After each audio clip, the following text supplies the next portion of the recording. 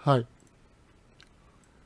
untuk materi kali ini kita masih melanjutkan materi tentang CSS. Sekarang kita masuk ke bagaimana mengatur font pada CSS. Jadi di sini saya lanjutkan materi kemarin. Saya sudah buka sebuah folder ya di Visual Studio Code, dan saya juga sudah buat style.css di mana filenya itu masih kosong ya. Dan jangan lupa panggil file CSS-nya di dalam halaman HTML. Kemudian kalian siapkan sebuah font. Sini saya download, nama fontnya itu Acme. Kemudian untuk tipenya, di sini saya gunakan TTF. Kalau kita lihat dari webnya W3 School ya, untuk browser yang support dengan jenis font, untuk format TTF itu disupport oleh semua browser. Ada sebagian jenis font yang tidak support oleh beberapa browser. Jadi saya sarankan sebelum kalian download font untuk digunakan di web, kalian periksa dulu file formatnya itu apa ya. Jangan sampai dia tidak support dengan browser.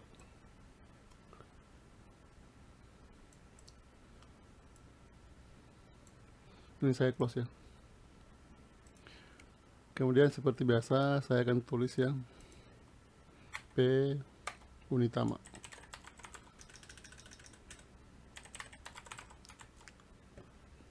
Nah, secara default kalau kalian gunakan P, dia tidak bold. Beda kalau kalian gunakan tag heading ya, misalkan H1 atau H6 ya.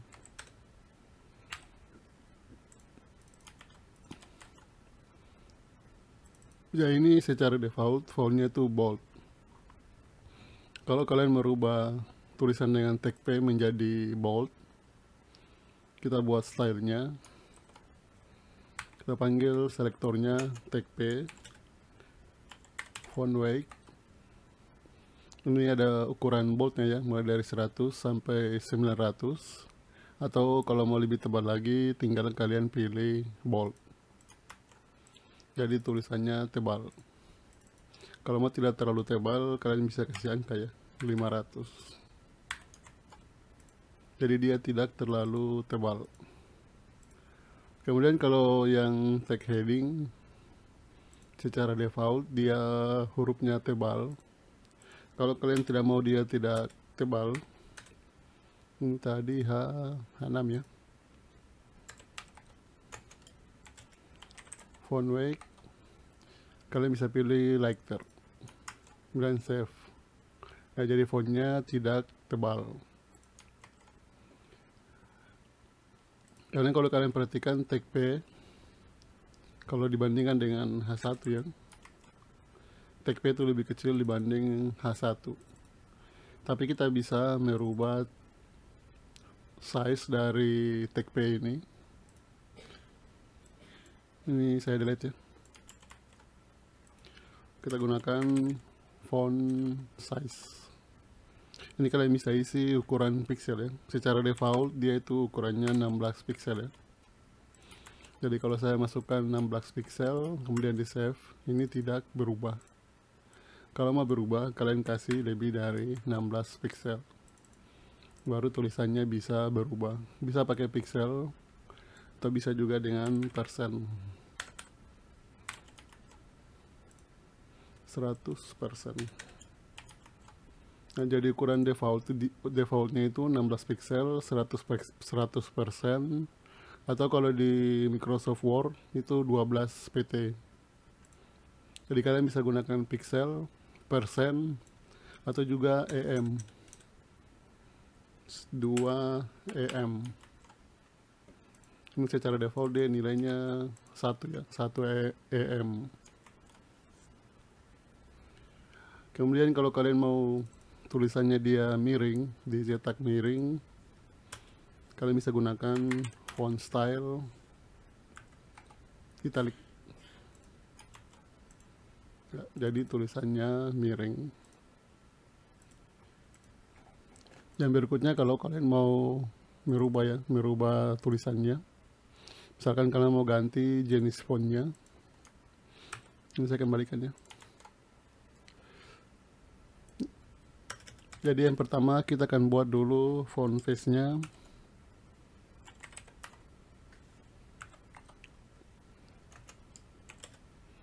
Jadi kita daftar jenis fontnya ya, Ctrl B, font family. Kemudian nama fontnya mau apa ya, nama fontnya ini bebas, mau nama kalian juga boleh. Tapi kali ini kita sesuaikan dengan nama fontnya, yaitu Acme. Kemudian yang kedua, kita panggil fontnya.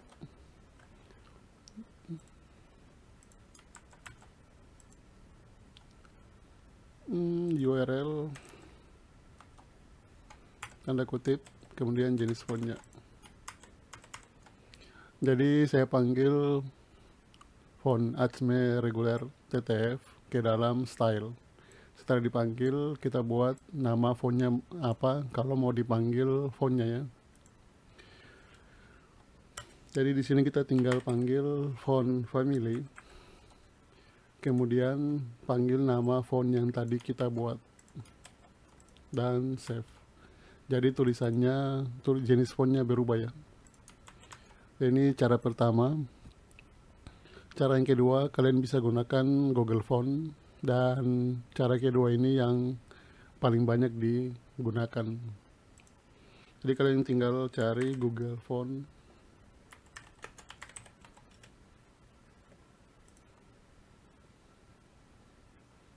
Ini saya perbesar ya.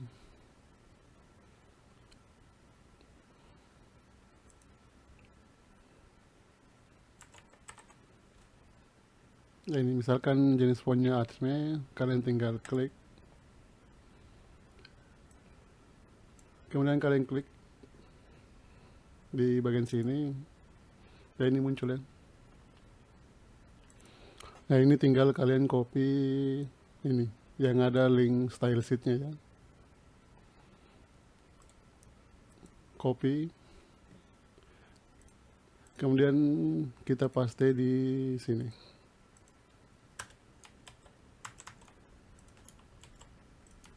Ini saya sudah paste, dan jangan lupa copy ini ya, copy nama rules-nya. Kalian copy, kembali ke codingannya. Ini saya hapus ya, supaya fontnya tidak aktif. Tinggal kalian paste di sini. Tunggu ya, saya refresh dulu supaya fontnya kembali normal. Ya, ini fontnya sudah kembali normal. Sekarang saya gunakan font dari Google Font. Tinggal kita paste dan save. Jadi tulisannya berubah. Ini karena jenis fontnya sama, maka tulisannya sama ya. Jadi cara yang paling sering digunakan itu cara yang kedua ya, yang menggunakan Google Font. Karena ini kita mudah untuk mengganti-ganti jenis fontnya. Tinggal kalian cari jenis fontnya, copy link stylenya, dan juga copy nama fontnya. Selanjutnya, kalau kalian perhatikan selama ini kita buat CSS dengan menyeleksi dari tag HTML. Kalau misalkan begini, tag P-nya ya, ada dua. Misalkan ini teknik informatika. Ya, ini kalau saya mau rubah ya, rubah warnanya. Misalkan saya rubah jadi biru, color blue. Ini otomatis keduanya berubah. Kalau kita mau rubah hanya teknik informatika saja yang tulisannya berubah menjadi biru, ya ini kita perlu membuat kelas. Kelas misalkan color blue. Ini nama kelasnya bebas ya. Jadi ini jangan kita panggil di sini, tapi kita panggil atau kita seleksi nama kelasnya. Kalau untuk kelas, kalian harus tambahkan tanda titik, color blue, dan di save. Jadi untuk warna biru dia hanya kena pada tulisan teknik informatika, karena kita hanya meleksi kelas color blue. Kalau misalkan ada lagi H5 bisnis digital, otomatis H5 ini juga dia terkena, oh ini kita belum tambahkan ya, otomatis H5 juga ini dia terkena CSS dari color blue, tapi dia tidak dirubah jenis fontnya, karena yang berubah jenis fontnya itu yang menggunakan selektor tag P, yaitu selektor kedua. Jadi bisa gunakan tag HTML atau bisa gunakan nama kelas. Untuk nama kelas ini bisa digunakan, bisa dibuat ya di beberapa tag HTML. Kemudian untuk set buah tag HTML itu bisa mempunyai lebih dari satu kelas. Misalkan ini huruf miring atau font italic. Jadi kita bisa tambahkan lagi kelas baru. Nah, kita panggil font italic. Dan di sini tinggal kita kasih font style, yaitu italic. Save. Jadi untuk tag P ini, karena dia punya dua buah kelas ya, makanya dia terkena dua buah style. Jadi kita bisa buat nama kelas yang sama dalam satu halaman itu banyak ya. Kemudian satu tag itu bisa memiliki lebih dari satu kelas ya. Tapi untuk ID ya, misalkan sini saya buat baru, jadi selain kelas, selain tag HTML, kalian bisa gunakan ID. Misalkan ID font size 30. Saya copy. Kalau ID kalian seleksi dengan menggunakan tanda pagar.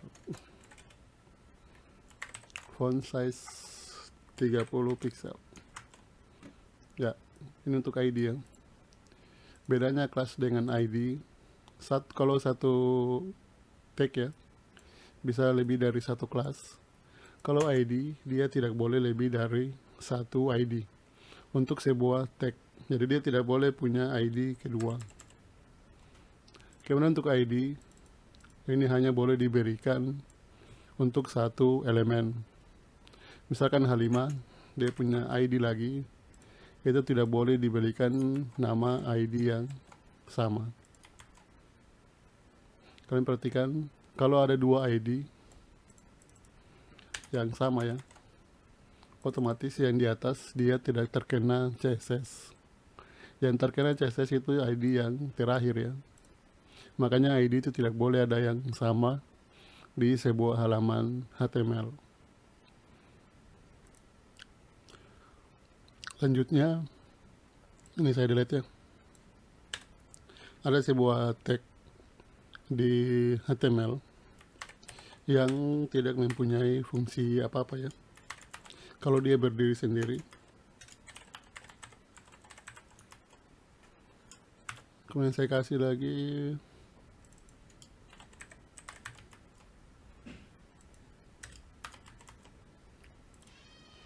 ya, jadi tag div ini dia tidak memiliki fungsi khusus di dalam HTML. Jadi kalau kalian perhatikan tidak ada yang berubah ya.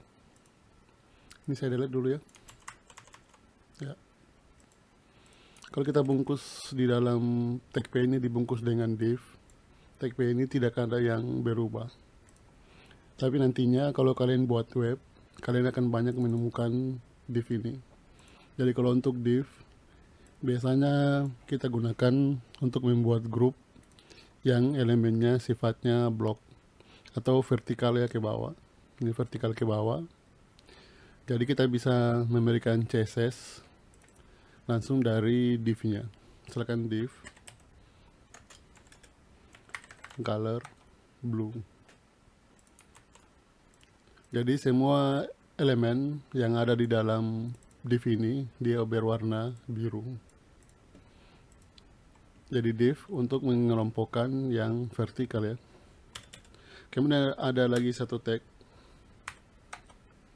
Misalkan sys digital. Kalau kita mau digital ini tulisannya jadi bold ya, kita tidak bisa target ya. Tag P baru kita buat jadi bold.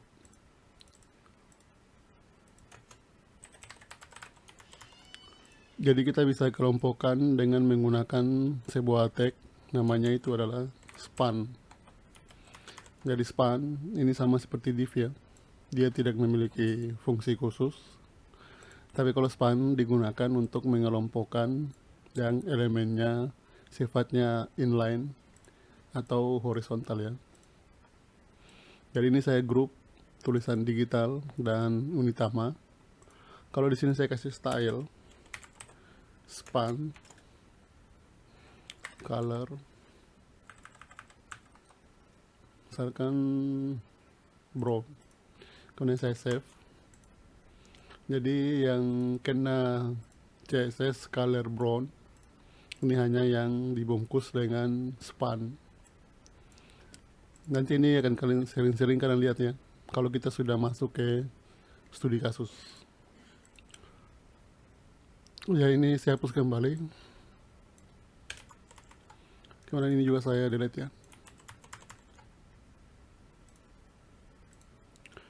Materi berikutnya yaitu tinggi dan lebar atau width dan height. Kalau kemarin pada materi HTML ya, kita sudah mengatur tinggi dan lebar, tapi itu menggunakan tag HTML pada gambar ya. Jadi kalau kalian sudah pelajari CSS, hal itu tidak boleh lagi dilakukan. Kalian buat sebuah div, kemudian di dalamnya kalian kasih kelas ya, box 1. Ini save, ini kosong ya. Kemudian kita kasih style ya di box satunya.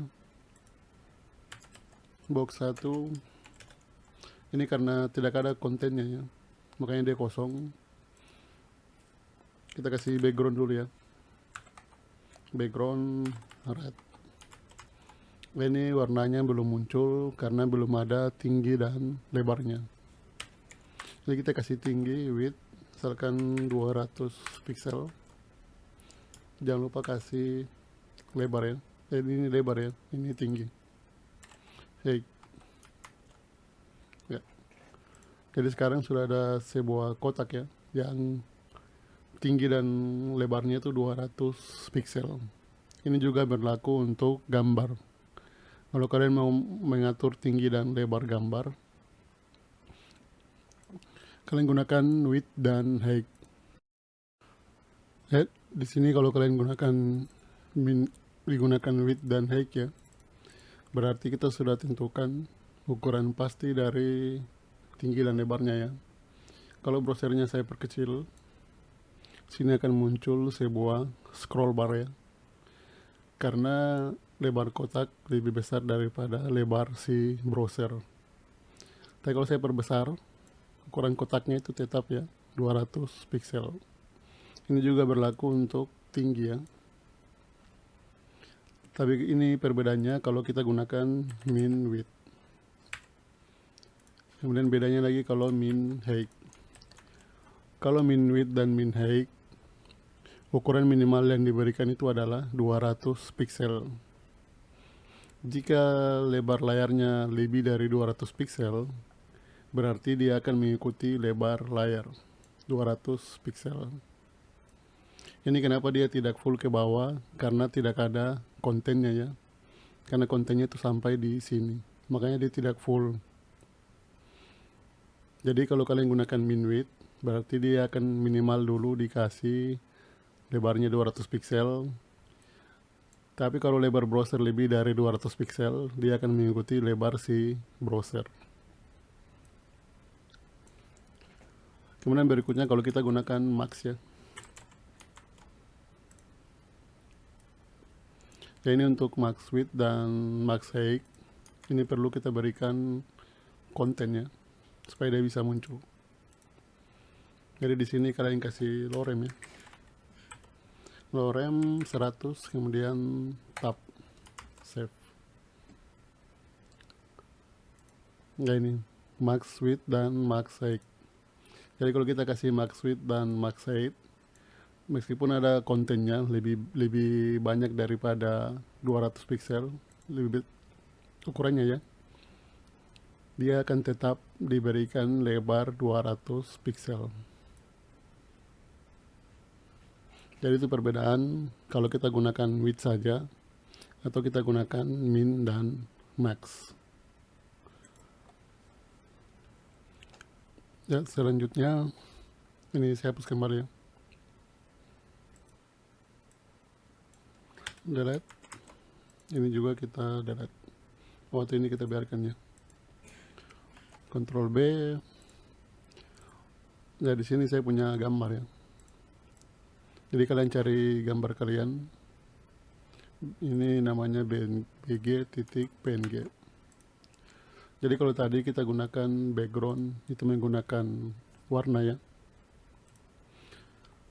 Sekarang kita gunakan gambar sebagai background. Misalkan saya ingin semua halamannya menggunakan background gambar ini, berarti yang saya target adalah body. Karena saya ingin gambarnya itu akan menjadi background di semua halaman. Background. Kemudian kalau tadi di sini kita isi nama warna ya. Sekarang kita panggil gambarnya. URL tanda kutip. Ini sesuaikan dengan nama gambar kalian. Ya. Ini kalau kalian perhatikan sudah ada backgroundnya ya. Yaitu logo Unitama. Kalau kalian tidak mau gambarnya itu berulang ya. Karena gambar ini lebih kecil daripada ukuran layar browser, makanya gambarnya akan berulang. Background repeat. Kalau kalian tidak mau dia berulang, berarti kalian pilih no repeat. Jadi gambarnya hanya muncul satu. Tapi kalau kalian mau dia berulang ke sumbu X ya, berarti repeat X. Artinya dia hanya berulang pada sumbu X. Kalau kalian mau dia berulang sumbu Y, berarti repeat Y. Tapi biasanya kita tidak menggunakan gambar yang berulang. Jadi kita pilih no repeat. Kemudian kita bisa mengatur juga posisi dari backgroundnya. Background position. Ini ada dua ya. Top, misalkan right. Top right itu berarti top itu atas, right berarti sebelah kanan.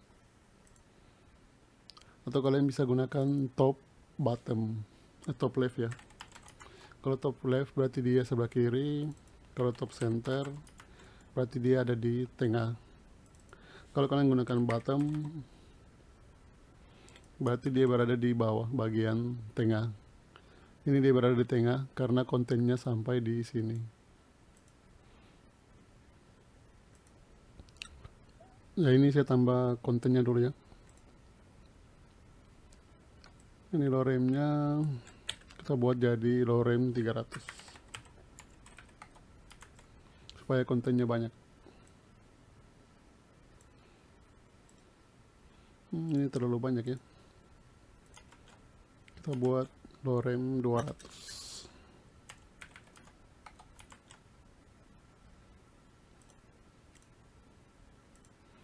Kalau kalian mau dia berada di tengah ya, untuk backgroundnya tinggal kalian kasih center supaya dia berada di tengah. Kemudian kalau kalian perhatikan ya, kalau saya scroll, gambarnya itu ikut terscroll ya. Kalau kalian tidak mau gambarnya itu ikut di scroll, kalian bisa kasih background. Ya, ini background attachment.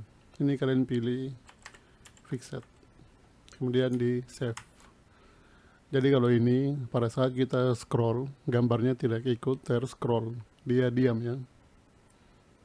Jadi gambarnya tetap. Kalau ini saya matikan, begitu saya scroll, gambarnya ikut di scroll. Kemudian kita bisa juga atur background size ya. Kalau kalian pilih cover, dia akan mengcover sesuai dengan ukuran dari si browser. Makanya gambarnya dia langsung menyesuaikan dengan lebar dari browser, tinggi dan lebarnya ya. Kemudian kalau kalian perhatikan ya, gambar background ini dia bisa saja mengganggu ya. Tulisan di depannya itu tidak dapat dibaca. Jadi gambarnya kalian bisa edit dengan Photoshop. Kemudian kalian kasih gambarnya jadi transparan. Atau kita bisa langsung edit dengan menggunakan CSS. Kita timpa gambarnya dengan sebuah warna putih transparan ya di atas gambar. Karena ini tulisannya warna hitam, jadi kita tambahkan di sini sebuah warna putih yang transparan. Kalian gunakan namanya linear gradient. Ini saya perbesar ya. Sini jangan lupa kalian kasih koma ya. Kemudian untuk linear gradient ini dia harus ada dua warna karena dia degradasi ya. Kalian kasih RGB. Kalau kalian kasih RGB berarti warnanya tidak bisa transparan. Tapi kalau kalian gunakan RGBA, kita bisa atur transparansi warnanya. Jadi ini red, green, blue ya. Kalau kalian mau warna putih berarti 255, 255, 255. Kemudian koma yang terakhir itu kalian mau transparansinya berapa ya. Kalau 1 berarti full. Ini kita turunkan atau kita coba 1 ya, kita lihat hasilnya. Ini kalian copy, kemudian dia harus 2 warna karena dia gradasi ya.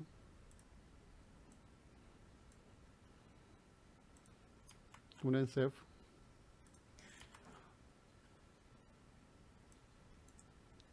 Kalau kalian kasih dia 255 255 kemudian 1, otomatis gambar background kita itu tidak kelihatan. Jadi di sini jangan 1 ya.